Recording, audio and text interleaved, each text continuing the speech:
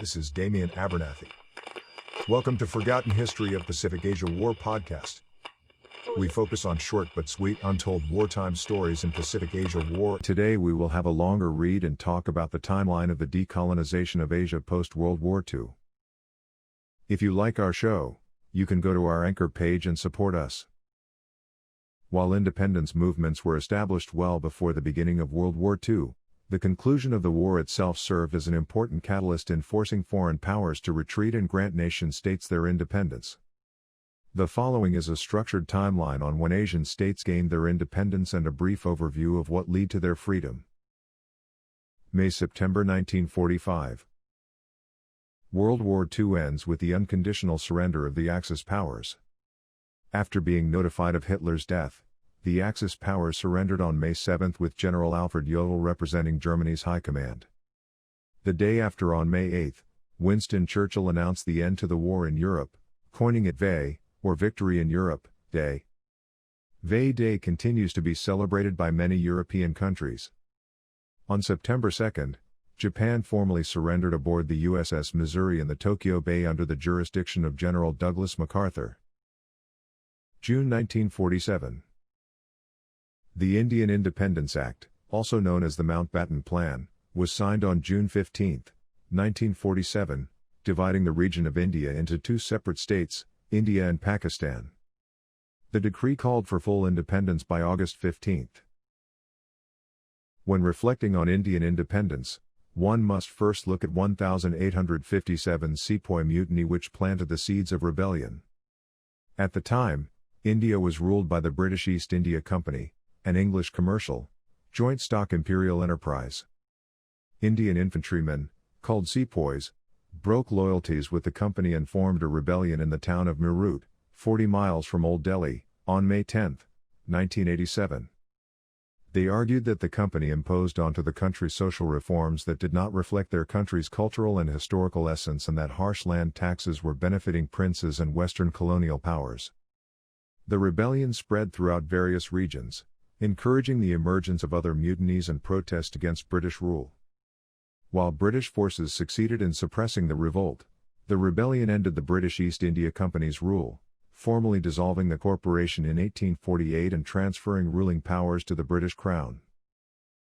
Another important proponent of Indian independence was the civil disobedience movement led by activist Mahatma Gandhi. One particular act of civil disobedience was the Salt March. On May 12, 1930, Gandhi began his defiant march to the Arabian Sea to protest the British Crown's monopolization of salt. The British Salt Act banned Indians from harvesting salt, forcing them to purchase the mineral from Britain. This monopoly over salt also included heavy sales taxes, greatly affecting the purchasing power of poor communities. Gandhi's nonviolent march to break the British law created the Satyagraha, a mass civil disobedience campaign. Gandhi's various acts of protest, as well as the policy work of other Indian government officials, led to India's independence in 1947.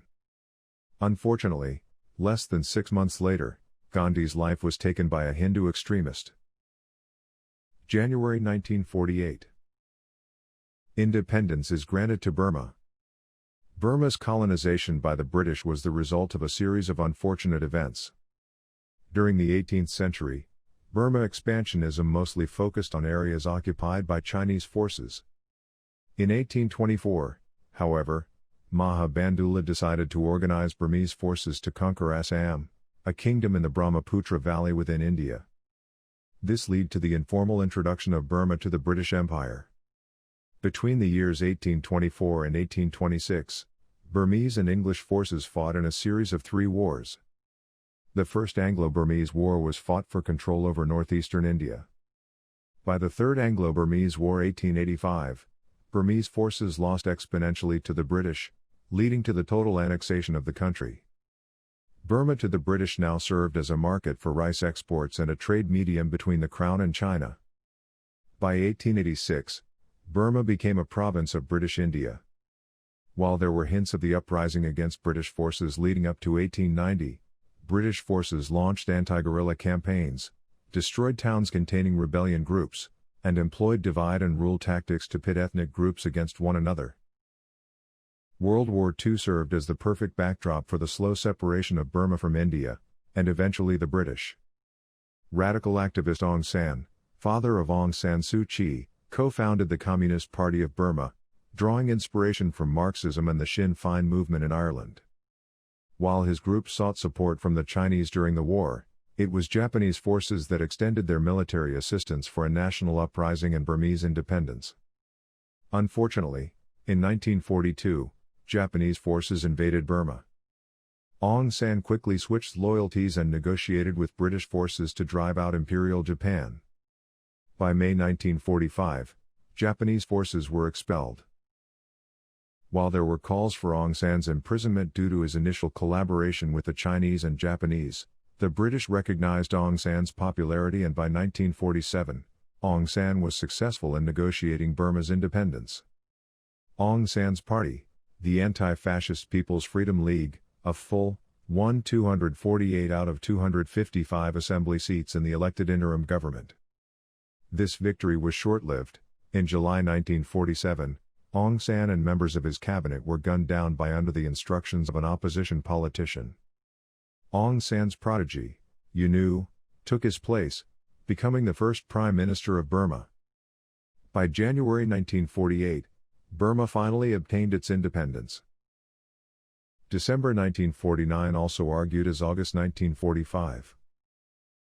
Although not recognized by the United Nations until December of 1949, the official proclamation of Indonesian independence was read on August 17, 1945, by Sukarno, Kusno Sasroediharto, one of the main leaders who fought in various battles for Indonesian independence from the Netherlands.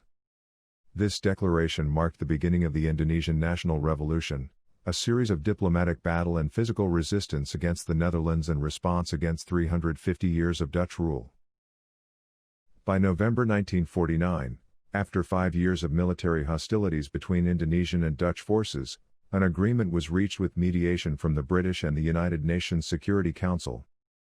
Complete and unconditional sovereignty was granted to the nation on December 27, 1949. While August 1945 is recognized by Indonesians as its date of independence, the United Nations and Netherlands recognizes 1949 as the official date as per the Dutch-Indonesian Round Table Conference held in The Hague, Netherlands, under the observance of various parties including the United States, China, Belgium, and the UN. August 1957. The Federation of Malaya obtained independence from the British Empire on August 31, 1957. Known as Hari Merdeka, Independence Day, or Hari Kebangsaan, National Day, the national holiday is celebrated with fireworks, flag waving, sporting events, and parades all throughout Malaysia. Malaysian independence was spearheaded by Tunku Abdul Rahman, Malaysia's first prime minister after the events of the Malayan Emergency from 1948-1960. The Malayan Emergency can be traced back to economic issues created under British colonialism. Prior to colonialism, the Malayan economy relied on tin and rubber exports. With the introduction of the British, taxes imposed on these goods greatly affected local industries, heightening the poverty levels in the country. Poverty levels in Malaya further increased with the Japanese occupation of Malaya in 1941, as trade became limited and Malayans were only allowed to export to Japanese forces. A severe famine broke out in 1942 and Japanese forces took over Singapore shortly after. In addition, the country was also experiencing a communist revolt led by the Malayan National Liberation Army, MNLA, the armed wing of the Malayan Communist Party, MCP. In response, the British declared a state of emergency, imposed curfews, and created the Federation of Malaya in 1948. Fighting was ongoing until the 1950s, and by 1955, it was agreed that Malaya's independence was the key to dissolving communist forces and Chinese influence. An election was held and the United Malay National Organization, Tunku Abdul's party, won a majority of the seats, through tactics of running Malay candidates in Malay-dominated areas, Chinese candidates in Chinese-dominated areas, and so forth. The official Declaration of Independence was read on August 31, 1957, in the Stadium Merdeka in Kuala Lumpur under the attendance of more than 20,000 people as well as the King and Queen of Thailand.